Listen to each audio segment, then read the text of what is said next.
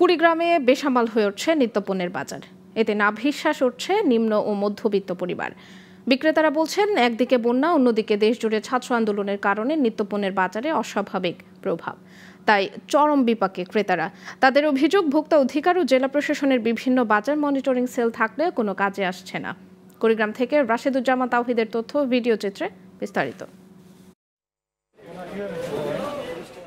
দেশব্যাপী কোটা আন্দোলনের কারণে পণ্যর আমদানি কমে যাওয়ায় বেসামাল কুড়িগ্রামের নিত্যপণ্যের বাজার।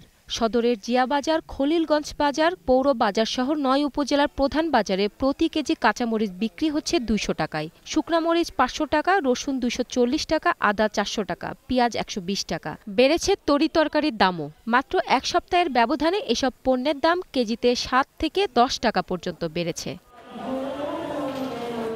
ক্রেতাদের অভিযোগ, নজরদারি নেই জেলা প্রশাসনের বাজার মনিটরিং সেলের। আর ব্যবসায়ীরা বলছেন, আন্দোলনের কারণে পণ্য আমদানি কম হয় বিপাকে পড়েছেন তারা। দাম সীমার উপরে। এই যে মনে করেন যে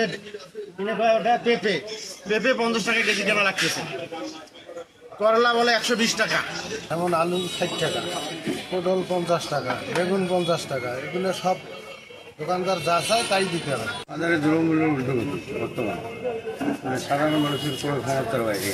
বর্তমান বাজার মূল্য বেশি, আমাদের কেনা বেশি, সেই জন্য আমাদের মনে করেন বিক্রিটা একটু আমরা অনেক সময় লসের ঘাটতে পড়তেছি বৃষ্টিপাতও।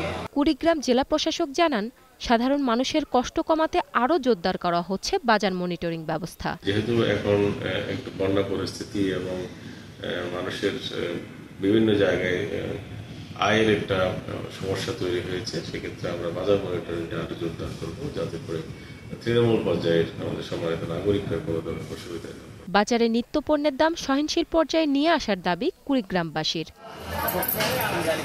Global television news desk.